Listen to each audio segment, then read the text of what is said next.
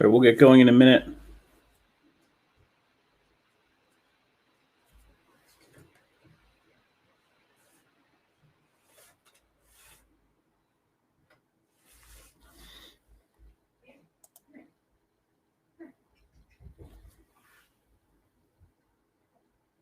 Good afternoon. We'll wait 1 second and then we'll get going. Glad to see everyone. Representative Atro, welcome. Hope everyone had a great day. It is beautiful outside. I actually opened the windows for a little bit today to get some fresh air in here. And I hope everyone's had just an amazing day. It was actually a very good day. So I am not seeing, for some reason, everyone who's on. I don't always get names. I usually get a total. I'm not seeing that right now, but I'm hoping everybody can hear me. Rob, I hope everyone can hear. Just check in if the volume's fine. And from a standpoint of, I'll start again with stocks. I did buy more Amazon this morning. I am down overall. I think Amazon's going to be a monster, though. Some of the new predictions for it have it hitting 5,000 in the near future, and I will be probably adding on any dip moving forward. It's just an unbelievable company. What's happened in the last few days is amazing. All right, so I'm watching the vote that will be come up pretty soon on Representative Marjorie Greene. As some of you may know the story, there's a question of an ethical question right now. The Democrats want her removed from her various committees, including the Education Committee, based on social media posts she's made in the past, which called for violence against Democrats, some conspiracy theories, some crazy stuff. And so that vote will likely happen. Democrats likely have the votes to do it. So that discussion is happening now. So that's an interesting one, but it brings up a question of ethics in general from elected officials. We'll talk a little bit about Branford. There was a ethics hearing. We have an ethics committee in Branford. Many people may not know that. But the ethics committee doesn't really handle the actions of elected officials. All they're looking for are conflicts of interest. When someone's elected or appointed somewhere, do they have a financial interest in something they'll be considering? So, the group that handles the trash contracts, are somebody a partner in a waste disposal company, that sort of conflict. That's pretty much what they stick to. But they had a lengthy hearing a couple hours the other night where they talked about the potential establishment of a code of ethics. Now we have to give this a caveat of this was done by one resident in Branford who starts all this stuff. We have to also understand that his goal is not to actually make the town better. It's to get on camera as often as possible and hear himself talk. I mean, and Branford has dealt with ridiculous behavior by one or two individuals for as long as I've covered Branford, 12 years, 13 years. And at times, some of the statements have been true. As of late, they've been absurd. And it is what it is. And so we'll talk about that a little bit in a second. But the establishment of a code of conduct for elected officials, for town officials, is extremely problematic, primarily because how do you enforce it? How do you enforce a code when you have an elected official? When someone's elected, they're in. Barring some criminal act, they're in. And many people we find can get elected by doing and saying crazy things. And so this idea that we can have some sort of code where we can get someone out of office or get someone out of an appointment is kind of ridiculous. It doesn't make much sense. So it really comes down to enforcement with all of these things. And we've had issues in town where there were questions on the actions of people who were appointed or town department heads. And there were legitimate questions on their actions, whether they were legal, whether they should happen or not. But they're in unions. And unions handle that discipline for the most part. So it doesn't make sense to rush and pass something else when you have to go through the union anyway. And if you're in a hurry to fire somebody or get rid of somebody, you're essentially opening yourself up to many, many, many lawsuits. So prudent leadership doesn't do that. And at the end of the day, some sort of code of ethics isn't really smart. You can pass some sort of resolution that we will all be civil and we'll all be nice to each other and all this other stuff. But anything that has any sort of consequences or that has to be enforced is really not going to make any sense. So, and even today in the Capitol with Representative Greene, They're simply removing her from committee assignments and can't remove her from office. She's elected. Elections have consequences, as we've learned the last 4 years. But in Branford, we've dealt with this for quite a while. And we have, to anybody who's seen a meeting recently, despite the best efforts of Democrats and Republicans alike, and we're talking, Jamie Cosgroves of the world and the Joe Mooneys of the world, and the Dennis Flanagans of the world, and people who are longtime Branford people, who are upstanding people, who handle themselves with some sort of dignity and class across party lines, are managing meetings where you have one or two people whose goal is to simply take up as much of that meeting as possible. And they will call you names, and they will lie, and they will slander, and they don't care. And it's just dealing with a 5-year-old, sometimes for 15, 20, 25, 30% of the meeting. Meetings that are an hour long, some of them have 2.5 hour long. They make sure they talk on every single topic. They're bringing up topics, not because they care about those topics, because they're desperate to get on camera. So there's a couple of things we have to remember about these actions. And if you watch any meeting, you'll see it. Especially because we are on camera now, these people love to get on camera. They're at every meeting. Meetings that have never been attended by the public before, they show up and waste everybody's time. Okay, we get it. I watch these meetings with sadness at this point. It's not entertaining. Watching Wayne Cook at a meeting humiliate himself is unfortunate. He's a smart guy. Born into far more privilege than I was, far more privilege than most people. Yet he is asinine, meeting after meeting after meeting, pushing himself, pushing his yelling, pushing his signs, pushing the screaming, pushing the nonsense on every resident in this town. There's clearly some serious emotional issues he's dealing with. There's clearly some huge, huge hole. We all like attention, but most people get attention by doing something positive.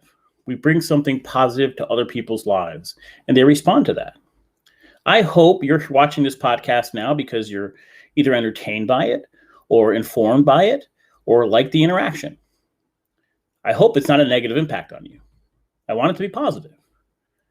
We work to be positive and have a positive impact on other people, and we get attention. That helps us. That's a healthy thing. When you have nothing to offer of positive nature, instead of attracting attention, we have someone who goes to meetings because they are legally obligated to listen to him. And he will hijack these meetings over and over and over again with nonsense. And it's interesting nonsense. We need an investigation into X. We have no evidence to support any of our claims. We need an investigation into this, an investigation into that, Nothing is supported by facts. Nothing is supported by logic. And again, this is coming from someone who in the past, when he has actually made points that were real, has very much defended him.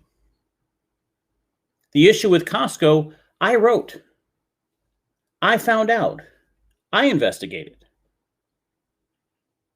So I have a little freedom of speech here when I say the stuff he's saying is absurd and nonsense and slanderous.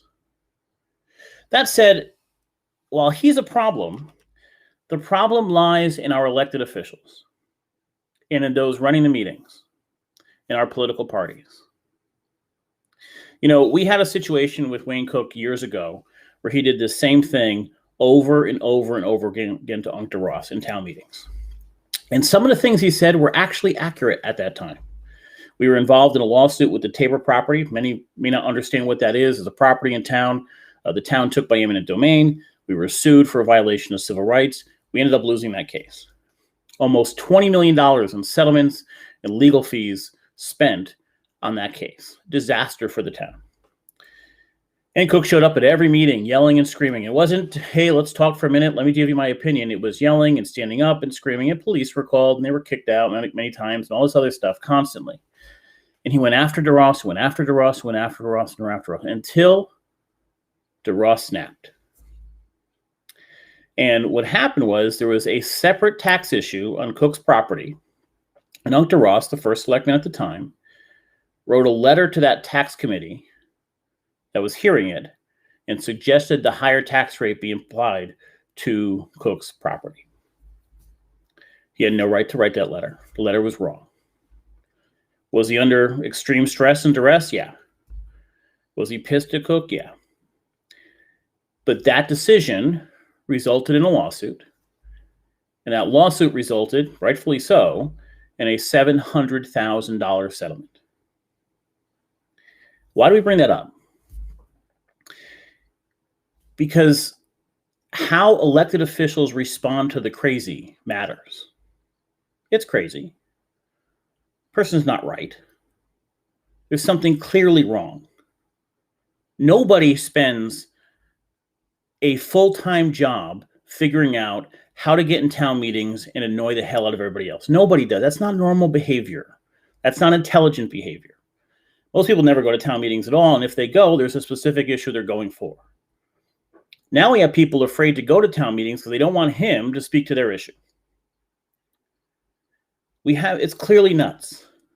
As I said, when I watch the meetings, it's not even with shock anymore. It's just depressing that someone born with so much privilege and so intelligent has stooped to that level, is so desperate for attention, is craving being heard by anybody, that they have to go to a town meeting to get it.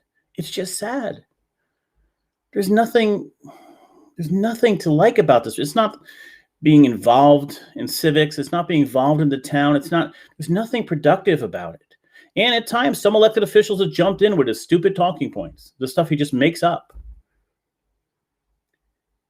But how elected officials respond to that puts all of our wallets at risk. DeRoss responded poorly. But if you watch some of these meetings, you're seeing elected officials and appointed officials who are normally cool, calm, and collected getting agitated, getting upset.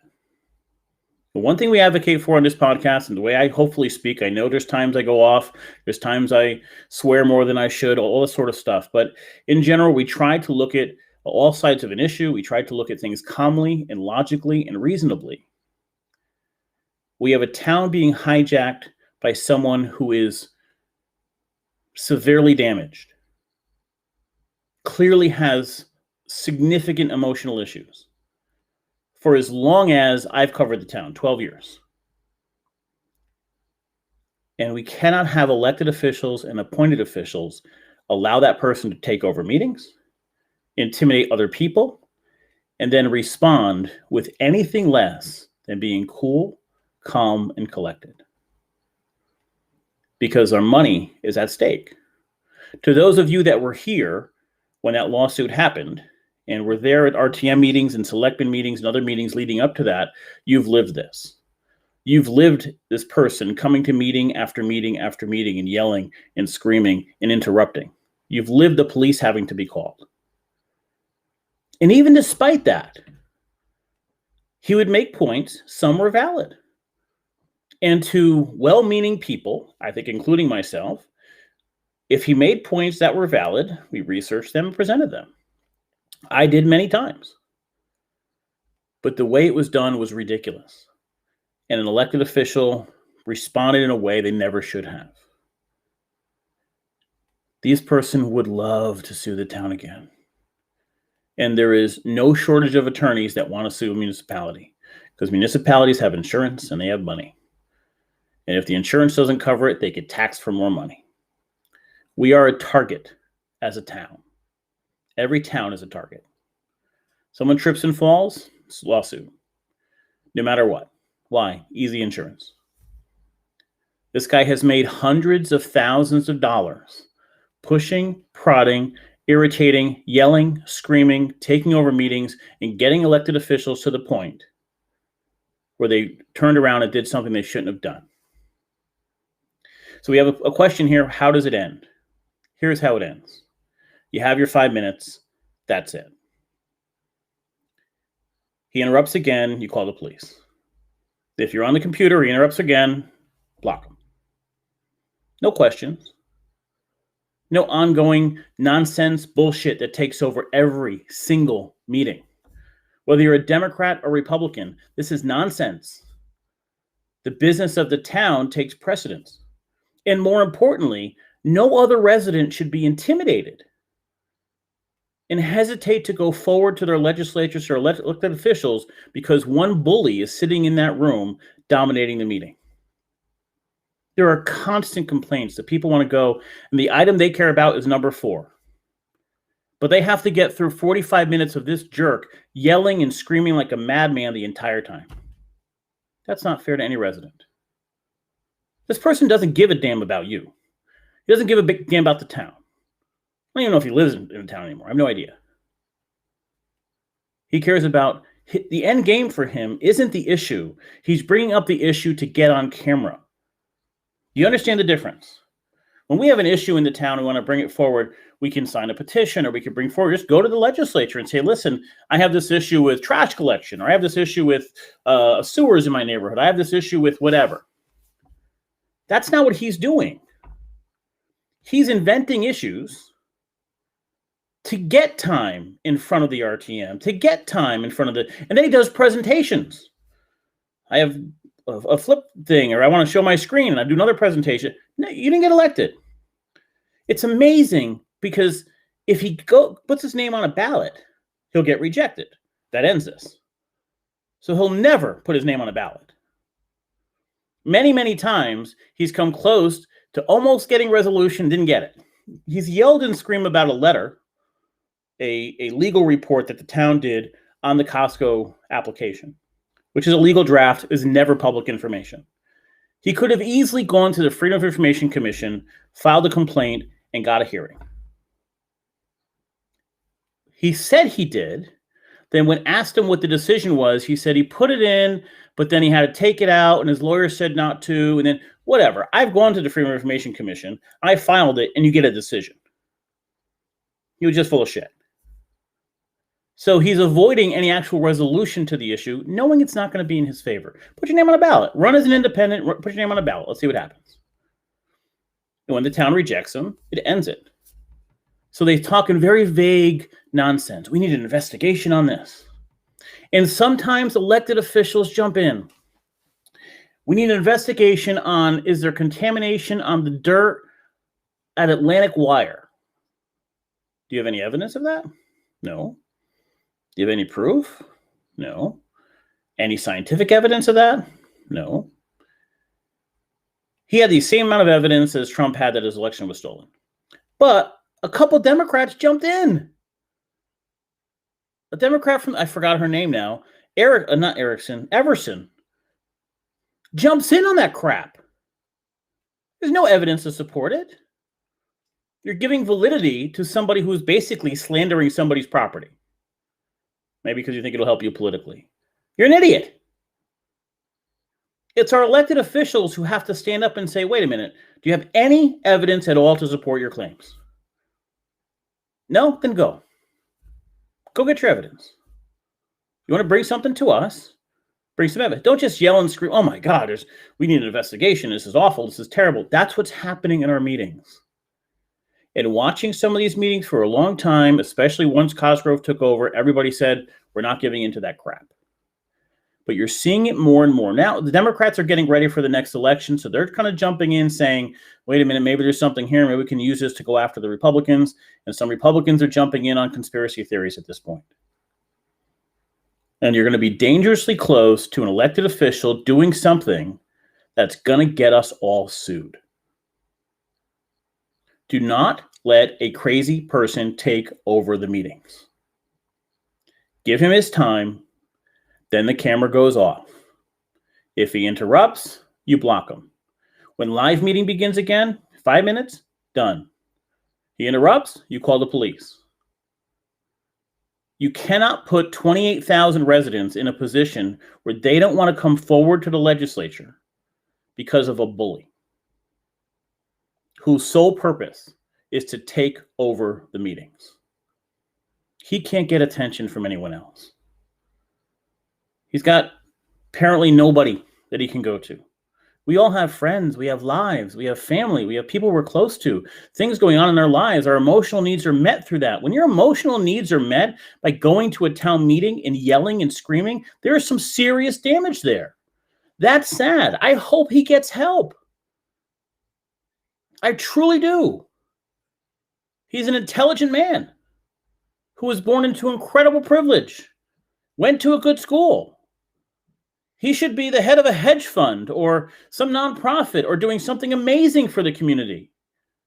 Instead, he spends his time figuring out how to go to the next meeting, slandering people in town, calling everybody names, sending out cartoons, and interrupting meeting after meeting after meeting.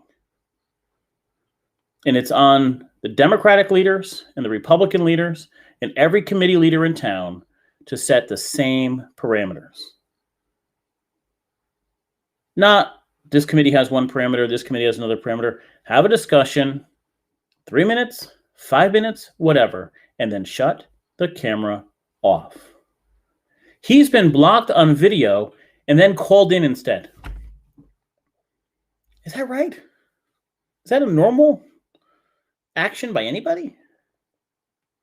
And by the way, this happens in other towns. We're not the only town. We've done research on this before. Other towns have had similar instances where people have done this. Usually it's for a shorter amount of time, though. That people don't make it a career to be a career asshole. I want to take over town meetings. They go through periods where they're mad at administration or mad at whatever. He just does it to everybody. And so our elected officials need to be unbelievably careful because there are lawyers behind him that would love to sue. And there are people like himself who are looking to irritate and argue with and get you to the point that you say or do something you shouldn't do. Let's hope the leaders on all sides set the example in dealing with this.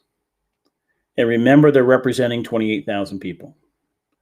That their actions and the cost of those actions don't come out of their own pockets. They come out of the pockets of 28,000 people. If we care about free speech, if we care about 28,000 people being able to go to a meeting, feeling free to go to a meeting, feeling open to go to a meeting without being bullied and yelled at and hearing this crap, then set parameters and stick to them. And I'm speaking directly to Dennis Flanagan, the RTM moderator. Don't have a conversation with him. Joe Mooney, don't have a conversation with him. Jamie Cosgrove, don't have a conversation. Everybody gets the same law, the same rule. When they're done, done. That's it. And to the 28,000 people in Brantford, when you have an issue, and you want to come forward, you should feel free to come forward without having to hear the crap that you've had to hear, especially the last couple of years. The stories are nonsense. You have questions about what happened with Costco? I'll answer them. Questions what happened with the town? I'll answer them. Sending out, Costco's not here because Costco pulled out. No one in town history, not one body in the history of Brantford has ever voted against Costco at exit 56 on Wayne Cook's property. That's a fact. Planning and zoning voted for it. Inland Wetlands was hearing it and it was pulled out. It made no sense. It made no sense to pull that application. Here's why it made no sense. Let's suppose it was approved.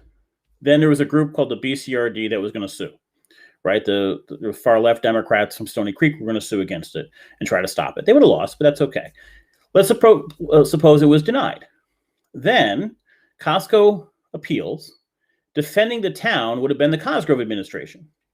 Cosgrove wanted Costco. How long do you think that appeal would have lasted? 5 minutes? 10? Either way, Costco would have come. The reason Costco pulled out, and I've talked to Costco, had to do with expenses. The cost of building a Costco there were phenomenal.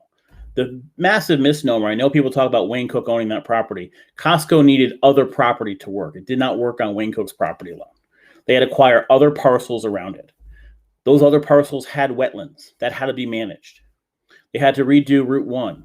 They had to get an access road to East Industrial Road to lead to Route 95. There was a ton of other work that had to happen. And as they met with not just the town, but also the land trust, they wanted some things. The state wanted a bunch of things. Those are state roads. The cost grew and grew and grew and grew. So they chose to pull out. And they told us at that time they may come back. I don't know if they do or not. Eventually something will go up there, probably, what is some distribution center or some warehouse or something along those lines will go up there. And people will get screwed because you don't going to have that access road. Costco was a great plan, by the way. But at the end of the day, did bad things happen on inland wetlands? I believe so. I wrote it. There was a report that was altered. No question about it. Is that the reason Costco is not here? No. And they could say that all day long. It's just not.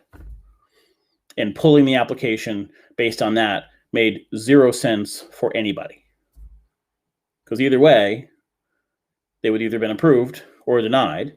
They're denied, they're appealing, they're going to court, they're going to be against Jamie Cosgrove. He wanted Costco there. But it's up to our officials to be better than what they've been and what I've seen the last few months. We cannot take up 20% of a meeting arguing with one resident on if he should be allowed to talk more. We can't do it. And the more the back and forth happens, the more an elected official allows that back and forth to happen, the greater the likelihood of something stupid happening and then somebody suing. Oh my God, can you believe Representative Jones said this? And it was awful. Attack on our civil rights. You prod and you prod and you prod and you kick and you kick and you stab and you stab and you irritate and irritate. Finally, somebody says something. Don't let that happen. Set your parameters across the board. 5 minutes. Click. Done. When we're back in person, 5 minutes, officer. You won't shut up. Go. The rights of 28,000 other residents in town are at risk. We cannot let that happen. This person dominated the town under the DeRosa administration. We cannot let it happen again. That's his only goal. He's desperate to get on camera, to fill that massive emotional hole he clearly has. People do not act that way. Normal people do not act that way. People who are intelligent, emotionally advanced human beings do not act that way. So I'm sad to see it. In the past, I've had intelligent conversations with him years ago. It's just gotten worse and worse and worse. That said, we have a town to run. And the actions of our elected officials matter. We're seeing it in DC, where what they've done on social media matters. The things she posted on social media about conspiracy theories, a joke to kill a Democratic leader, are coming back to haunt her. We've seen it in this town where people who work for the police department posted homophobic, disgusting things online and lost their job, rightfully so. There are consequences when town officials, when police, when fire, when people in authority can't control themselves. And the first step to making sure we control ourselves is not let our meetings fall into chaos. They haven't so far, but what we're seeing is that the meetings are being twice as long because one person is hijacking the meetings. Don't let it happen. Protect the rights of the 28,000 people in Brantford that don't want any part of that crap.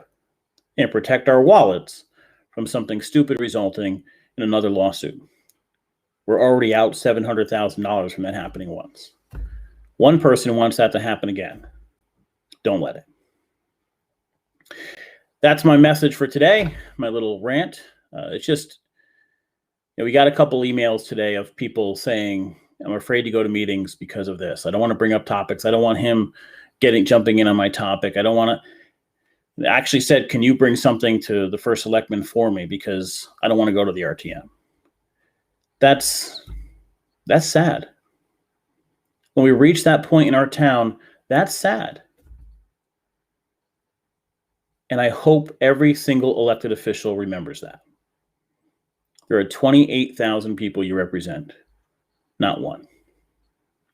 Guys, I hope you all have a great weekend. It's a beautiful day today, but I'm not sure what the weather calls for, but I'll probably be out as often as I can. I thank you for joining me. Unfortunately, we only had the twice this week, but we'll try to get back to a full week starting Monday at 4 o'clock. I will see you all on Monday. Guys, have a great night.